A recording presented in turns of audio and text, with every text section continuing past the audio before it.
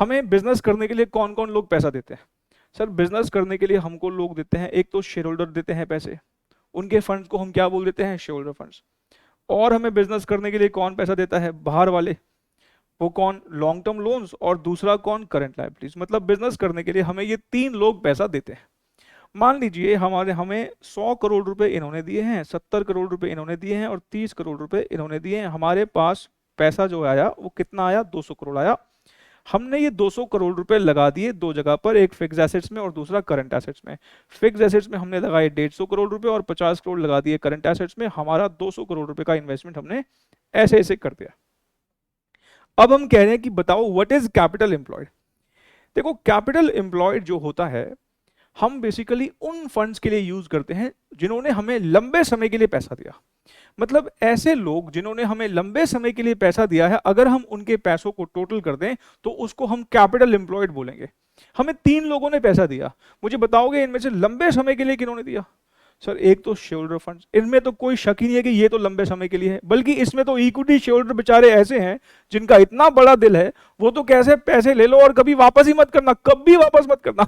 Equity share holder को आपको पता है ना, सिर्फ वाइंडिंग अप के टाइम पर पैसा वापस करना होता है। बायबैक एक एक्सेप्शन है, लेकिन बायबैक भी कंपनी क्या है? बायबैक का तो कंपनी के पास डिस्क्रिशन है, बायबैक करना कंपल्सरी थोड़ी है। मतलब इक्विटी शेयर होल्डर का सोचो कितना बड़ा दिल है, वो कहते हैं पैसे लो और बिजनेस करो, कभी तुमसे मांगने नहीं आएंगे वापस। अब क्योंकि कंपनी से तो वापस मांग नहीं सकते, तो इसलिए सरकार ने उनको एग्जिट रूट देने के लिए स्टॉक मार्केट खड़ी कर दी। भाई स्टॉक मार्केट में अगर शेयर लिस्टेड है तो उनको अगर बाहर निकलना है तो शेयर बेच के निकल जाएंगे, लेकिन कंपनी के पॉइंट ऑफ व्यू से सोचो, कंपनी को तो ये पैसा कभी वापस करना ही नहीं इक्विटी वालों का। और जो प्रेफरेंस शेयर होल्डर भी हैं, उनका भी रिडेम्पशन पीरियड 20 साल के अराउंड होता है, 20 साल होता है। जब हम रिडेम्पशन ऑफ प्रेफरेंस शेयर्स करेंगे तो वहां देखेंगे कि 20 ईयर्स तक हम प्रेफरेंस शेयर्स जो है वो इशू कर सकते हैं, और एक्सेप्शन में 30 ईयर्स भी है, मतलब वो भी हमें डिस्टर्ब नहीं करते। मतलब शेयर होल्डर की बात करें, ये बेचारे डिस्टर्ब नहीं करते। अच्छा लॉन्ग टर्म लोन्स, नाम ही लॉन्ग टर्म लोन है। हम जनरली यहाँ पे डिबेंचर वगैरह इशू करेंगे 10 साल 15 साल 20 साल के लिए, या हम बैंक से टर्म लोन लेंगे 5 साल 10 साल 15 साल के लिए। मतलब ये भी हमें लंबे समय के लिए ही पैसा देते हैं, हमें डिस्टर्ब नहीं करते। करंट लायबिलिटी वाले भाई ये तो डिस्टर्ब करने आ जाएंगे हमें। तो अगर हमें ये कहना हो कि बताओ ऐसे लोग जिन्होंने हमें लंबे समय के लिए पैसा दिया है, तो वो कौन लोग हैं? वो यही दो लोग हैं। इन दोनों के पैसों को अगर हम जोड़ दें तो हम बोलेंगे वो कैपिटल एम्प्लॉयड निकल के आएगा। क्या निकल के आएगा? कैपिटल एम्प्लॉयड निकल के आएगा। सर ये तो 170 आ रहा है, हम 170 एक और भी तो तरीके से निकाल सकते हैं। ये 200 में से 30 माइनस कर दो, बिल्कुल सही बात। मतलब हम कैपिटल एम्प्लॉयड का एक तरीका और भी लगा सकते हैं, और वो तरीका क्या है? वो तरीका है fixed assets plus current assets minus current liabilities, या फिर ये कहें टोटल एसेट्स में से करंट लायबिलिटी को माइनस कर दो।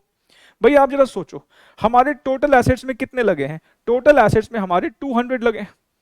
अब ये 200 में तीन लोगों का पैसा है, वो लोग जिन्होंने लंबे समय के लिए दिया है और वो लोग जिन्होंने कम समय के लिए दिया है। तो जिन्होंने कम समय के लिए दिया है उसको माइनस कर डालो।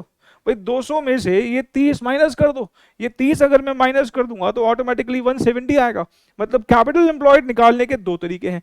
एक तरीका है सीधा उनके पैसों को पकड़ो जिन्होंने लंबे समय के लिए दिया है, मतलब शेयर होल्डर फंड्स और लॉन्ग टर्म लोन्स, ये लंबे समय के लिए पैसे देते हैं। और दूसरा तरीका क्या है, जो ऑल्टरनेटिव अप्रोच है, कि जो हमारी टोटल ऑफ एसेट साइड है, मतलब टोटल एसेट्स हैं, फिक्स्ड एसेट्स और करंट एसेट दोनों को ले लो। अब इस टोटल एसेट में तीन लोगों के पैसे लगे हैं, तो हमें क्योंकि लंबे समय वाले लोगों के पैसे चाहिए, तो जिन्होंने कम समय के लिए दिया है मतलब करंट लायबिलिटी को अलग से माइनस कर दो। तो टोटल एसेट में जब करंट लायबिलिटीज माइनस कर दोगे तो वो उन्हीं के पैसे रिफ्लेक्ट होते हुए नजर आएंगे जिन्होंने हमें लंबे समय के लिए पैसा दिया है। तो कैपिटल एम्प्लॉयड का अगर हम यहां पर फॉर्मूला लिखना चाहें, अभी सिर्फ नोट कर लो, मैं लिखने का वक्त दे दूंगा आपको, ध्यान से देखो प्लीज। कैपिटल एम्प्लॉयड का अगर हम फॉर्मूला लिखना चाहें तो क्या लिखें? सर कैपिटल एम्प्लॉयड का फॉर्मूला हो जाएगा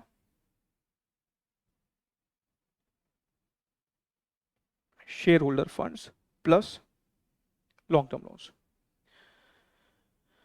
एक और भी फॉर्मूला है, कैपिटल एम्प्लॉयड का एक फॉर्मूला और है, क्या भाई?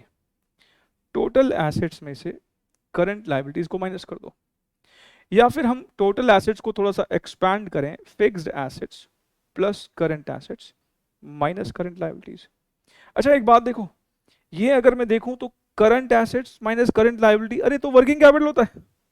तो fixed assets plus working capital, भाई ये अगर सपोज ये करंट लायबिलिटी यहाँ जाएगा, यहाँ होके माइनस हो जाएगा, यहाँ होके माइनस हो जाएगा, तो बेसिकली ये क्या है, ये वर्किंग कैपिटल तो है नहीं, करना नहीं है आपको, ऐसे करके दिखाया बस, तो ये वर्किंग कैपिटल तो है, तो फिक्स्ड एसेट्स में वर्किंग कैपिटल को जोड़ दें तो भी हमारा कैपिटल एम्प्लॉयड आता है। तो दो फॉर्मूला हमारे कौन से हो गए, एक जिन्होंने पैसा दिया है उन्हीं के पैसों को जोड़ दो, और दूसरा तरीका टोटल एसेट ले लो, उसमें से करंट लायबिलिटी को माइनस कर दो, और या फिर हम ये भी कह सकते हैं कि fixed assets plus current assets minus current liability, और current asset minus current liability मतलब वर्किंग कैपिटल, तो fixed assets plus working capital भी फॉर्मूला है। ये दोनों फॉर्मूलाज किसके हैं, कैपिटल एम्प्लॉयड के। इसके नीचे एक नोट लिखो।